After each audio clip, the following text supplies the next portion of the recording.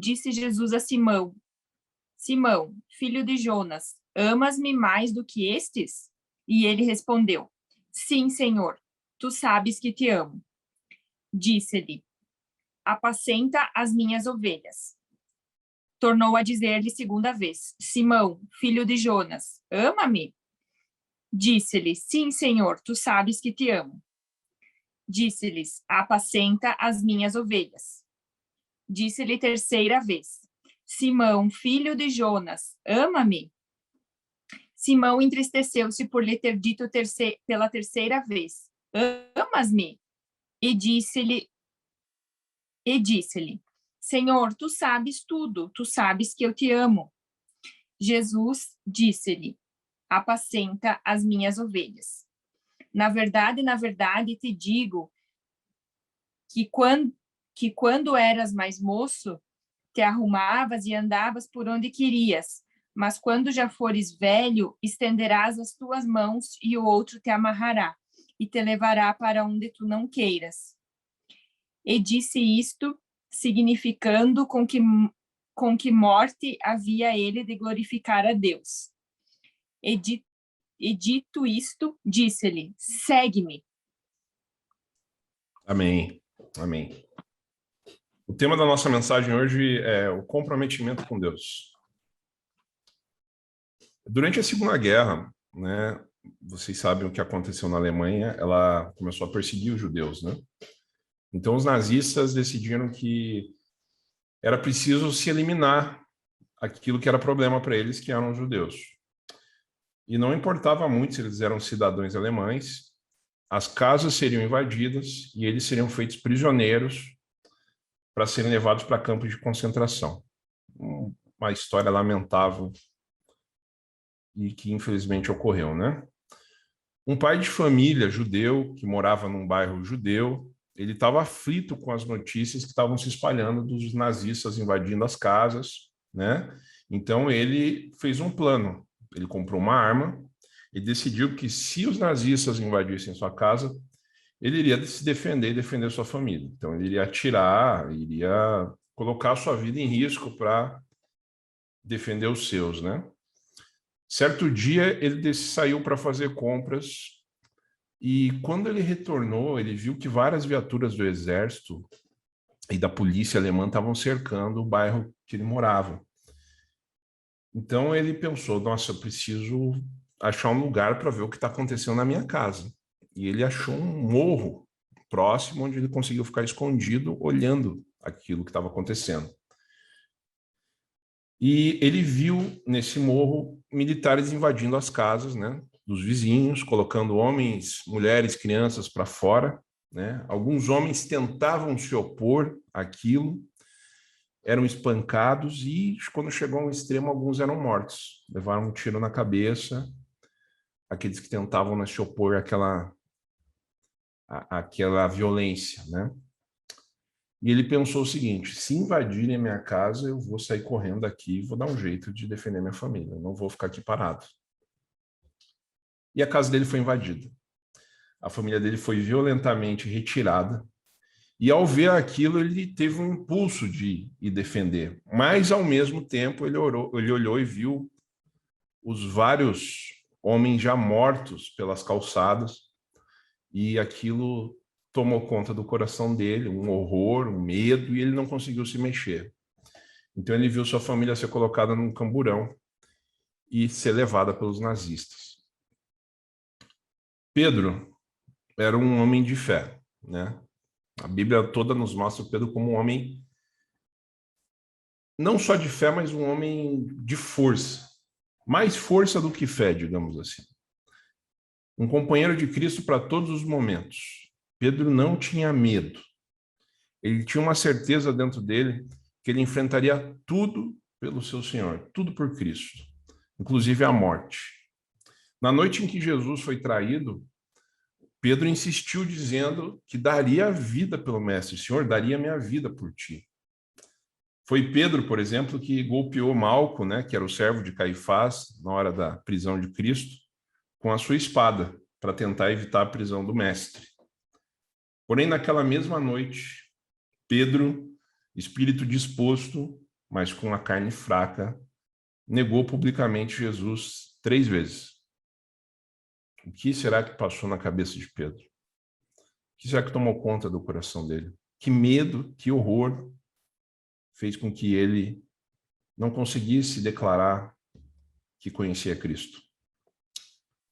Certo dia, uma pessoa estava conversando comigo e dizendo que já estava cansada de sentir vergonha em confessar Cristo para os outros, né? Que as pessoas sempre olhavam de cara feia para ela quando ela falava de Jesus, que uma vez ela tinha posto na rede social dela algo sobre Cristo e alguém criticou e ela ficou um pouco embaraçada e tal, mas que a partir daquele momento, toda oportunidade que ela tivesse, ela iria afirmar a sua fé, inclusive nas redes sociais. Já se passou um bom tempo e aquela irmã não falou nada de Cristo até agora. Não vi nenhuma publicação, nenhuma afirmação. Muitas vezes a gente tem uma confiança total de que a gente quer servir, né? Que a gente quer realmente falar de Deus, a gente quer, por princípio, espalhar o evangelho. Porém, um horror, um medo tomam conta do nosso coração e a gente começa a ter dúvida dos propósitos e ter dúvida se a gente realmente acreditava em algo verdadeiro, né? No texto que a gente lê, Jesus pergunta 3 vezes a Pedro: você me ama? Você me ama, Pedro? Você me ama? Alguns teólogos criaram uma seguinte teoria, né? Que no texto há 2 palavras para amor. Então, há uma distinção entre tipos de amor, né? Seria a palavra filéu e a palavra agapau, né? Então, uma corrente diz que Pedro, ao dizer que amava Jesus, usava a palavra filéu, que seria um amor mais fraco, e que Jesus questiona sobre um amor agapau, que seria um amor mais forte. Porém, apesar de verbos distintos, né, para a mesma palavra, não existe nenhuma evidência de que isso seja verdadeiro. O que a gente percebe nos escritos joaninos é que ele usa como uma recorrência estilística, estilo. Ele imprime uma marca nos textos dele, usando muitas vezes verbos distintos para a mesma palavra. Como, por exemplo, nesse caso mesmo, na palavra cordeiro, ele usa 2 palavras distintas, arnia e probata, que são cordeiro. Ou quando Jesus fala apacenta ou cuida das minhas ovelhas, ele usa também 2 palavras, boscô e poimanó, né? Ou seja, é mais prudente pensar que João utiliza o recurso de palavras diferentes com o mesmo significado por motivo de estilo próprio do que necessariamente mostrando que um amor é mais fraco do que um amor é mais forte. Então, esse texto aqui ele não fala sobre isso. O que esse texto quer dizer é sobre a repetição. Ele ressalta a repetição. Pedro nega Jesus 3 vezes, né? E Jesus pede uma reafirmação desse amor também 3 vezes. A evidência do texto é que Pedro é reinserido, né, ao ministério. Ele é perdoado. E agora ele é convidado a cuidar das ovelhas do mestre. Percebam que ele é convidado a cuidar das ovelhas, não a ser pastor delas, mas que quem cuida delas e é o verdadeiro pastor, aquele que diz as minhas ovelhas, é Cristo. Então Pedro é convidado a se reencher no ministério e a ser um ajudador de Cristo. Ok, até aqui o texto? Então, show de bola. Vamos continuar então. Lá no verso 18 diz: quando você era moço, você se aprontava e ia onde você queria. Mas eu afirmo a você, e isso é verdade. Ele está dizendo aqui, quando você era moço, ele está dizendo sobre esse momento atual de Pedro. Pedro ainda é jovem, ele ainda vai onde ele quer, ele faz o que ele quer.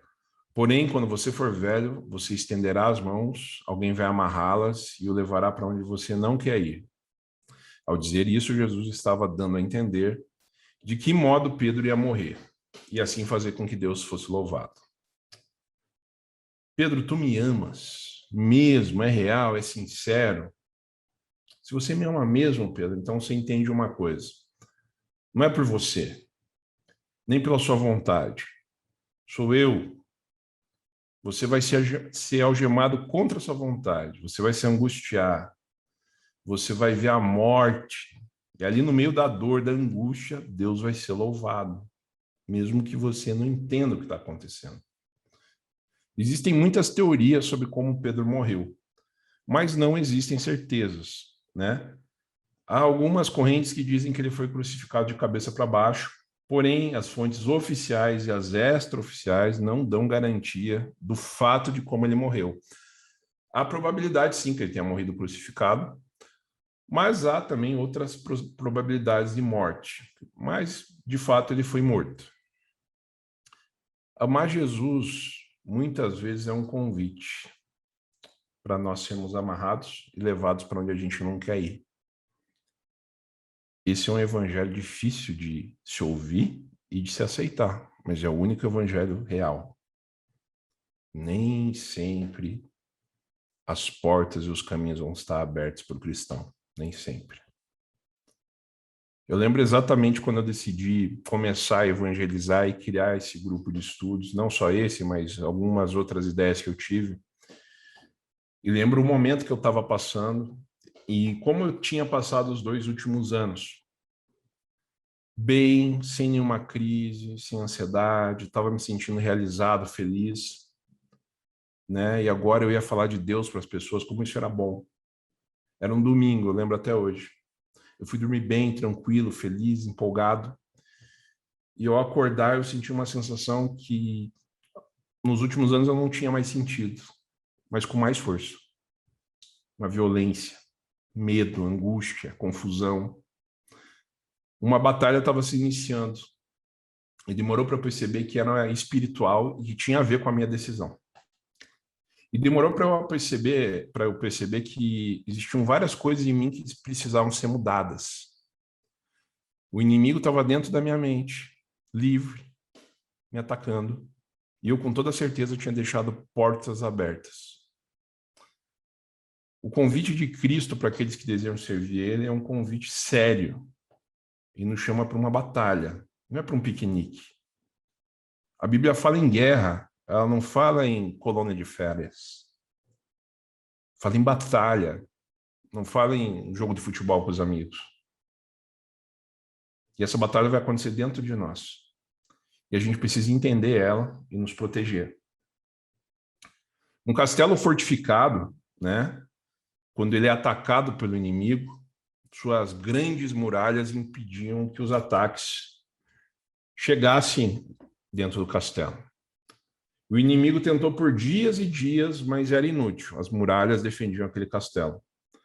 Até que lá de dentro do castelo, um homem sai escondido e se encontra com o inimigo dizendo: eu conheço passagens subterrâneas que podem levar vocês lá para dentro. Um traidor que leva o inimigo para dentro do castelo. E esse castelo, muitas vezes, é sua mente. E ali, ele começa a ser atacado. O grande traidor das nossas mentes somos nós mesmos. A gente quer vencer batalhas, muitas vezes, tirando a espada e da bainha para lutar contra o inimigo.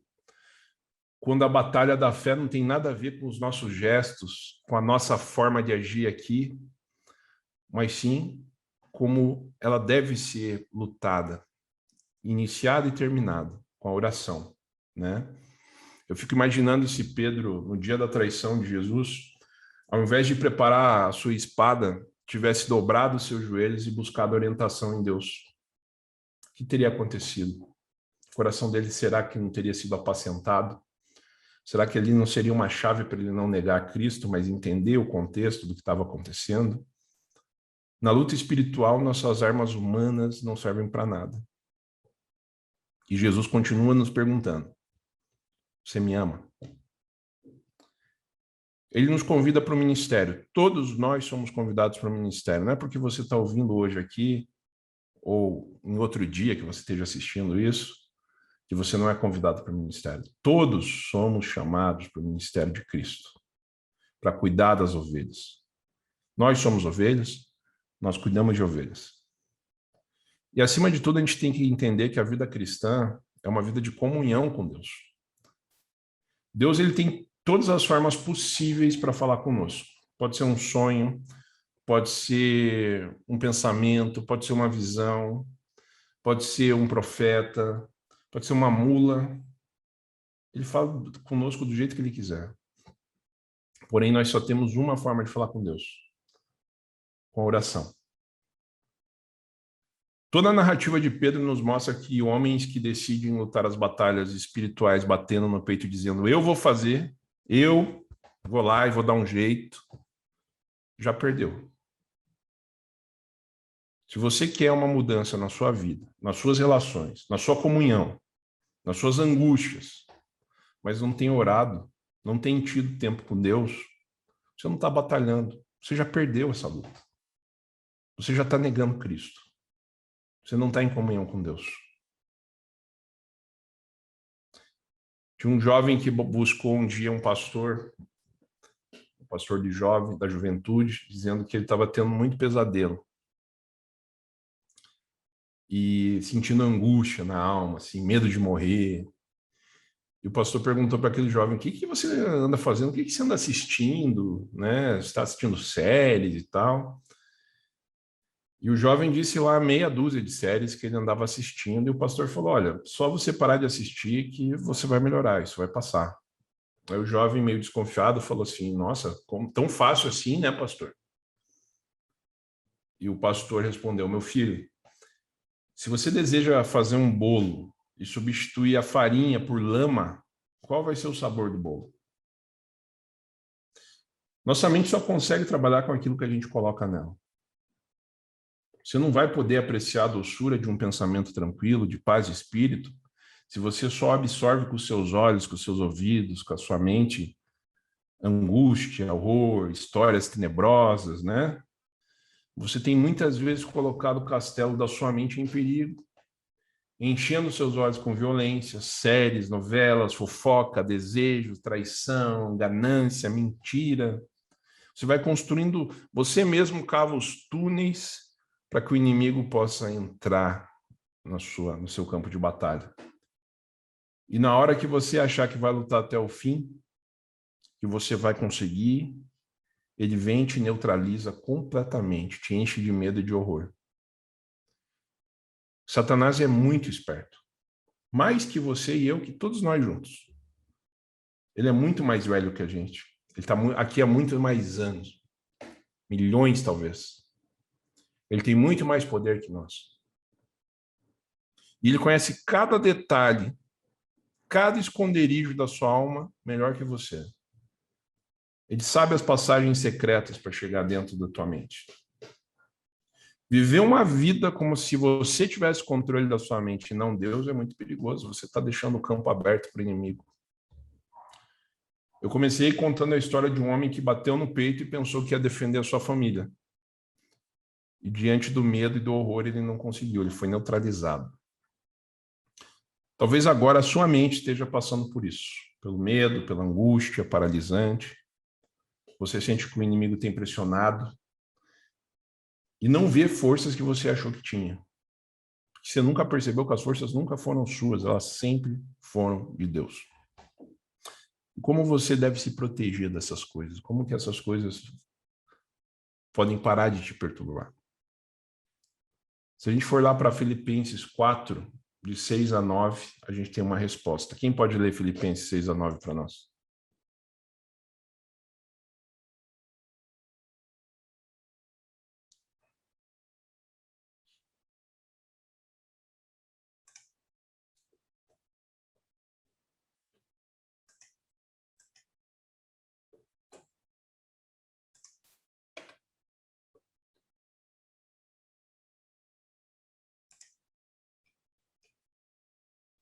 Filipenses 4, 6 a 9.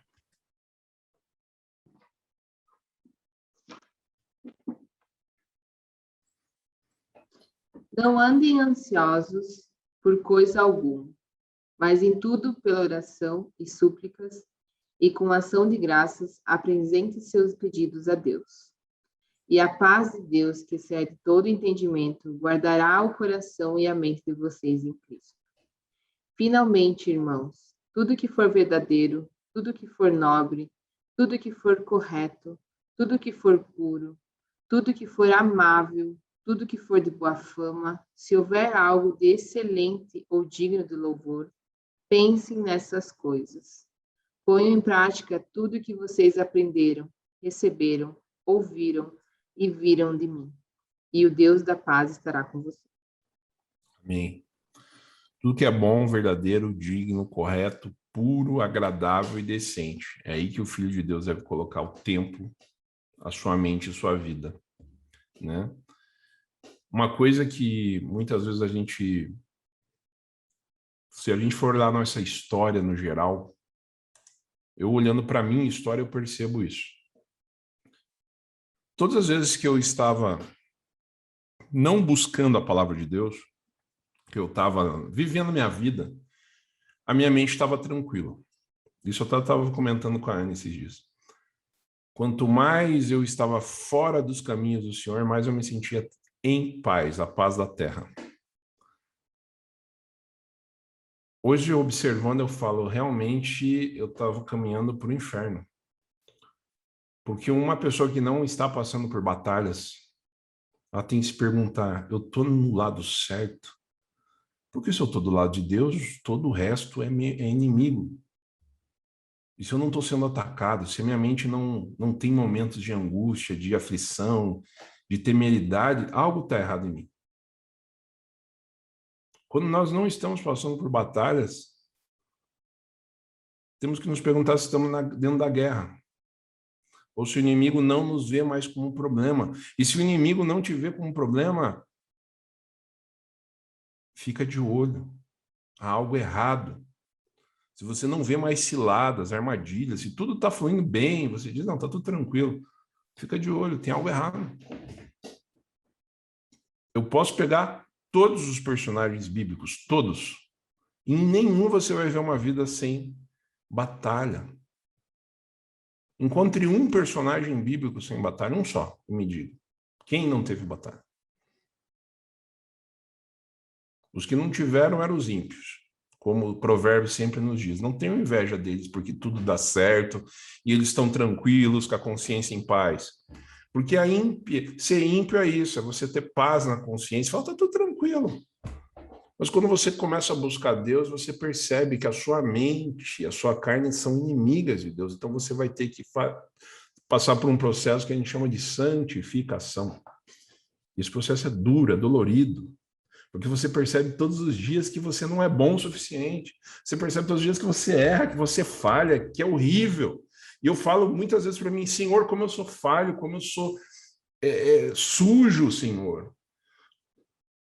Como é difícil me colocar na tua presença. Porque se eu não tenho vergonha, muitas vezes, de estar na presença de Deus, tem algo errado comigo. Eu estou sempre bem, eu e Deus. A oração é uma coisa difícil. Você está diante de um Deus santo, a sua alma é corrompida pelo pecado, você está num processo. O pecado não foi embora porque você virou crente ou porque você está frequentando uma aula aqui ou você está numa igreja. Você não virou santo, você continua sendo pecador. A diferença entre um convertido e um não convertido é muito simples. Os dois continuam pecadores. A diferença é que o não convertido sabe que ele continua pecador.